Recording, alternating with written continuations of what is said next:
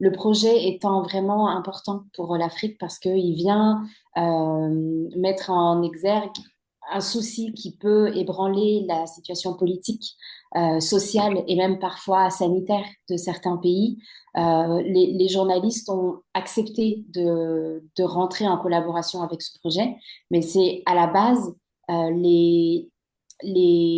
la base de construction de Akili a été déjà portée par des médias qui, eux, ont leur réseau et donc c'était aussi stratégique de travailler en ce sens.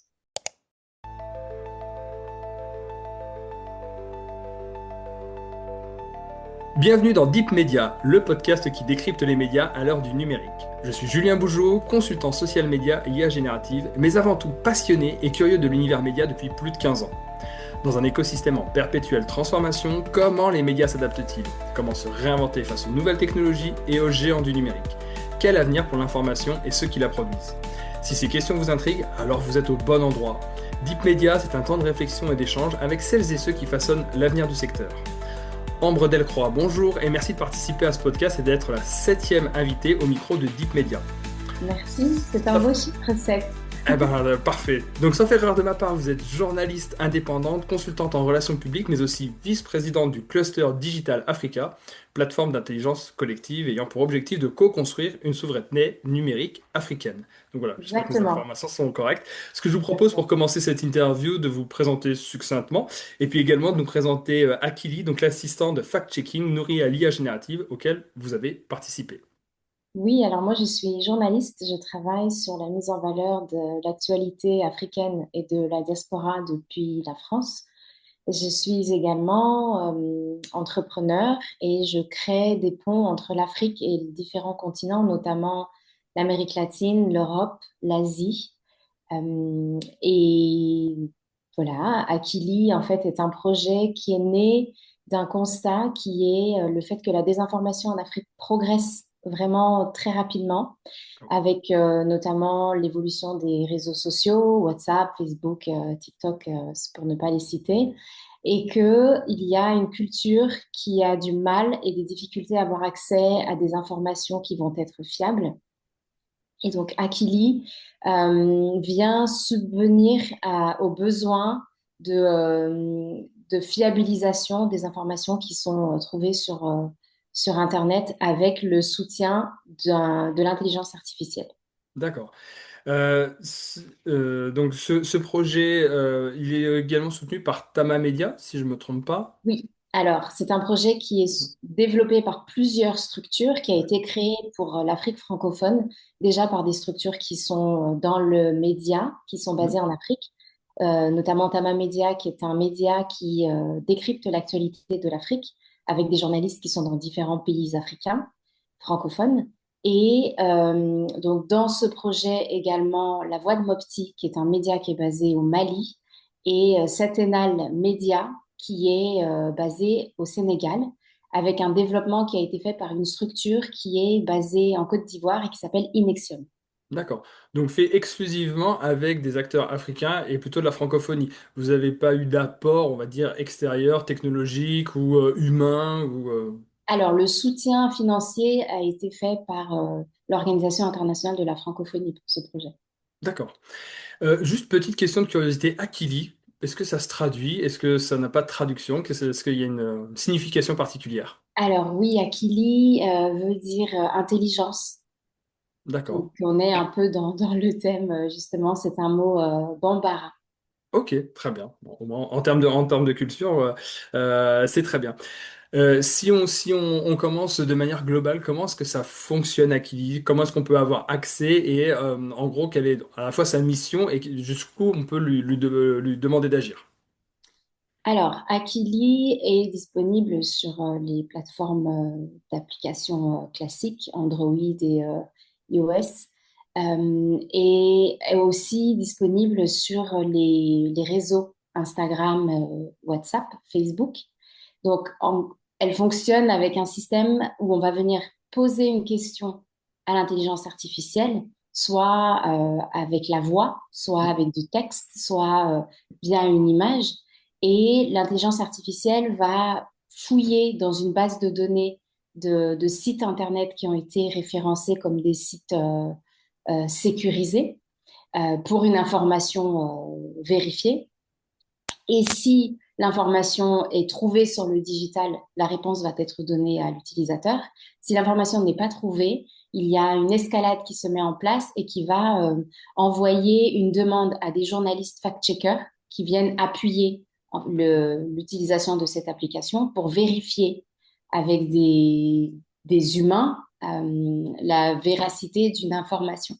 Et ces journalistes sont sélectionnés en fonction de leur spécialité, de la langue parlée, parce que Mhm. Akili est accessible aujourd'hui aussi dans des langues locales. Certaines sont encore en développement, mais la langue Bambara est déjà utilisée.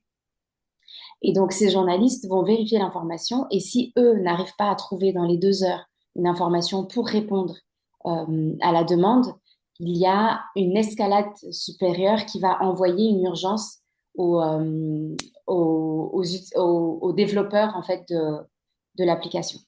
D'accord. Ah oui, donc il y a quand même un système où il y a un énorme suivi. Donc c'est vraiment l'intelligence artificielle qui elle-même, on va dire, juge, je vais mettre peut-être des guillemets à juge, mais en tout cas arrive à se dire, tiens, à ce moment-là, sur ce sujet-là, je n'ai pas trouvé l'information, donc je vais, dans le process, je vais aller solliciter derrière l'équipe humaine. Oui, tout à fait. Ok, Il y a pas mal d'outils qui sont utilisés pour cette application. Je peux vous donner quelques noms. bien sûr. Python, Hmm. on est sur LangChain. Pour la base de données, on va être sur PostgreSQL. Et on utilise aussi Elasticsearch pour le côté sémantique. D'accord. Oui, effectivement, Elasticsearch, parce que je me suis amusé. Alors, j'ai fait aussi mes petits tests. J'ai été sur WhatsApp, j'ai été discuter avec Aki, j'ai posé des questions. Effectivement, alors, c'est vrai que la manière d'interagir fonctionne très bien. Le langage est bien géré, assez fluide. On a vraiment l'impression d'être dans une conversation. Et c'est vrai que quand je me suis amusé à l'interroger sur ses sources, en lui disant comment est-ce qu'il était nourri, et c'est vrai qu'il m'a pas mal parlé d'Elasticsearch, pardon. Voilà, il m'a parlé voilà, d'une base interne contenant des milliers d'articles de presse. Comment est-ce que ça se structure, cette base de connaissances? Qu'on sait que sur ces outils d'intelligence artificielle, l'un des trésors de guerre, c'est la base de connaissances. Donc, est-ce qu'on peut avoir un petit peu plus de détails sur Elasticsearch en particulier? Alors, je ne peux pas vous donner tous les détails D'accord. techniques, mais par contre, ce que je peux vous dire, c'est que dans la quantité de sites qui vont être Ouais. interrogés, on va avoir 36 sites de médias internationaux focus sur l'Afrique qui sont nos Hmm. partenaires, des médias locaux qui sont sous-régionaux africains, on en a 37, 29 organes de fact-checking spécialisés sur l'Afrique francophone et des agences de presse internationales, 4 à ce jour qui sont partenaires. Donc, c'est toute une base de données que de manière sémantique, Elasticsearch, c'est un mot difficile à dire, C'est pas facile. va interroger et ensuite il va aller utiliser l'intelligence artificielle pour répartir les informations qui vont être récupérées pour pouvoir répondre. Et si D'accord. l'information n'existe pas sur ces sites-là, bon, bien sûr, l'outil est en train d'apprendre, donc c'est pour ça qu'on a besoin aussi d'avoir des utilisateurs de plus en plus nombreux qui vont venir euh, tester la limite de cet outil, le renforcer, et on va de plus en plus augmenter le nombre d'informations qui vont être intégrées dans la base vérifiée. Ok.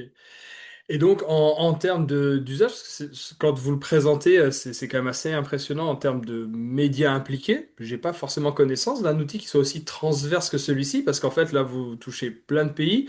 On va dire que vous faites travailler conjointement plusieurs rédactions, plein de journalistes, etc. Ça a été facile, ça, à mettre en place, ce système transverse? Alors, Akili est un projet sur lequel nous avons travaillé pendant 1 an Hmm. avec une dizaine de personnes au pilotage. Et c'est vrai que sur la partie partenariat, le projet étant vraiment important pour l'Afrique parce qu'il vient mettre en exergue un souci qui peut ébranler la situation politique, sociale et même parfois sanitaire de certains pays.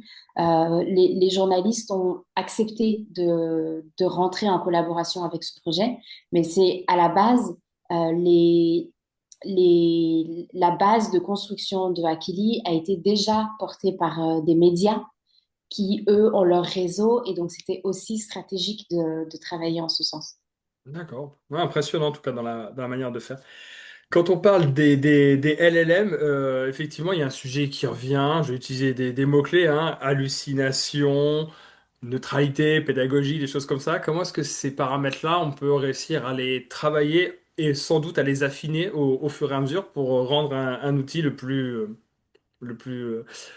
utile possible, ou en tout cas le plus neutre possible dans son usage? Alors là, on va peut-être partir sur un aspect un peu technique que je Ouais. ne maîtrise pas, mais ce que je peux dire, c'est qu'au-delà de l'outil, et Ouais. pour pouvoir continuer à le perfectionner, Akili met en place un projet de suivi qui va, en plus de cet outil applicatif, aller former et sensibiliser les jeunes, qui sont un peu le Hmm. cœur de cible de la désinformation sur les 15-18 ans.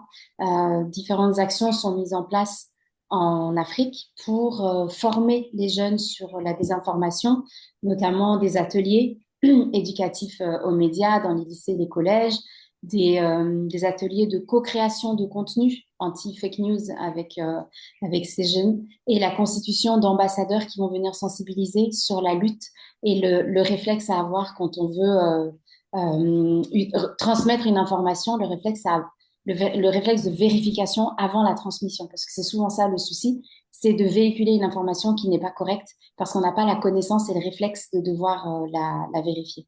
Je ne sais pas si ça répond à votre question. Ça répond en partie dans ma question, alors pas forcément sur le côté technique, mais en tout cas sur le côté usage, et ça rebondit sur un pan d'éducation aux médias qui, à titre perso, m'est assez cher et me paraît assez indispensable, tout territoire confondu. Sur le côté technique, ce que je peux vous dire moi à mon niveau, c'est qu'on a des flux RSS Ouais. qui sont en permanence alimentés, qui vont alimenter en permanence les bases, mais il y a aussi du scrapping qui va être Hmm. fait sur les sources sur lesquelles il n'y a pas de flux RSS pour pouvoir continuer à alimenter l'intelligence artificielle et l'éduquer avec des nouveaux mots-clés qui vont être associés. Est-ce que ça répond plus à votre question Ça technique? répond un peu plus à ma question, mais c'est parfait, vous avez plein d'éléments à apporter, c'est très bien.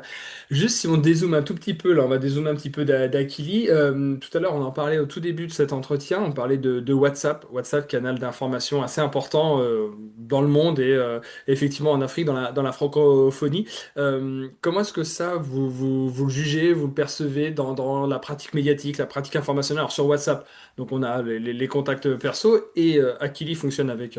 en gros, c'est un numéro de téléphone auquel est associé un chatbot, mais on a aussi tous les canaux de médias. J'ai noté, par exemple, effectivement, il y a des médias donc francophones pour le coup qui sont extrêmement puissants sur la plateforme.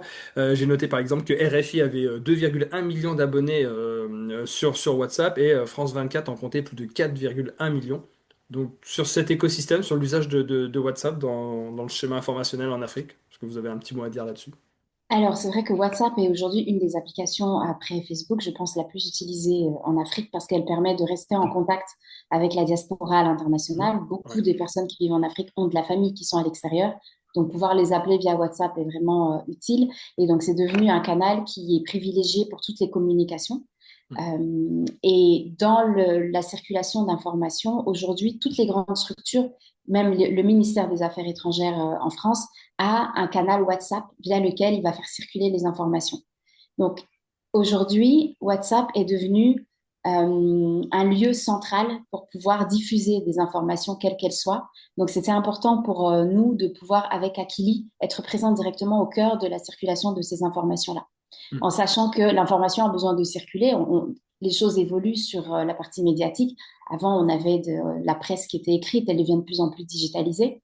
Et là où va l'attention, va aussi l'information. Donc, comme l'attention aujourd'hui est portée sur cette utilisation de l'outil WhatsApp, euh, Akili a voulu aussi être présent au cœur de ce système de circulation d'informations. Donc c'était une évidence que Akili intègre WhatsApp. D'ailleurs, si on bascule un petit peu sur le terme en termes d'usage, donc vous avez une application mobile, on a dit sur iOS, sur Android, Oui, qui est accessible, qui est téléchargeable, qui est gratuite, hein, si je, sauf erreur de ma tout à part. fait. Et également sur WhatsApp. En termes d'usage, c'est à peu près, est-ce qu'on a déjà des premières tendances d'usage? Est-ce qu'on est plutôt sur un usage massif sur WhatsApp? Est-ce que l'usage application mobile se défend bien? Alors ça, ce sont des informations que je n'ai pas encore à ma Ouais, disposition. Justement, l'application a été officiellement lancée au mois de février. Donc aujourd'hui, j'ai pas encore de données. Ce que je peux vous dire, c'est on a sur l'application plus de 1000 téléchargements qui ont été faits dans les derniers mois. d'accord. Mais peut-être que je pourrais vous donner plus de statistiques si vous en avez besoin, parce que ce ne sont pas les informations que j'ai là, mon actif tout de D'accord. suite. On pourrait totalement les intégrer par la suite dans le descriptif du podcast, effectivement, pour avoir un petit peu plus d'infos. En tout cas, voilà, c'est quelque chose qui est en devenir. Pareil, sur l'usage aussi, ça m'intéresse parce que, donc, je vous ai dit, j'ai joué avec Akili, je lui ai posé des questions.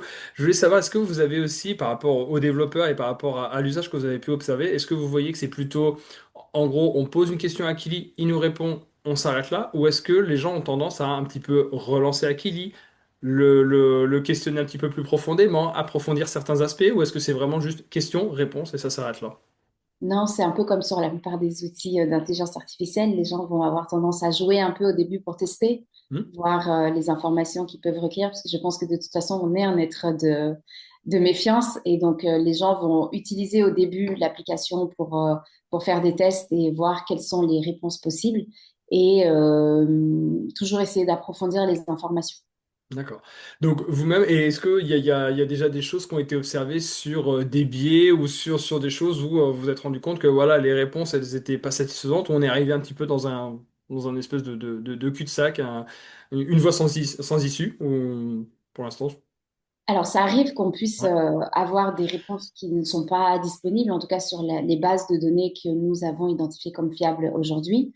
Et du coup, l'application se retrouve dans ce que vous appelez un cul-de-sac. Mais c'est pour ça qu'on a mis en place ce relais humain qui permet de venir vérifier et d'aller chercher des informations au-delà du digital ou de ce qui est disponible aujourd'hui sur Internet. Ça marche. En termes de thématiques, est-ce qu'il y a des thématiques phares qui reviennent le plus souvent dans les conversations sur Aquili? Est-ce qu'il y a des sujets récurrents où effectivement vous sentez qu'il y a une forte appétence et il y a voilà, ça revient régulièrement? Les sujets politiques, surtout Ouais, ces derniers temps avec les ouais. différentes élections qu'il y a pu y avoir, sont des sujets qui peuvent revenir. Mais si vous avez besoin d'un détail des 5, 6 plus gros sujets les plus demandés, je peux vous fournir l'information. D'accord, mais en tout cas, surtout ouais, sur de la formation politique. Ça correspond aussi dans ce qu'on peut observer sur des pics de désinformation.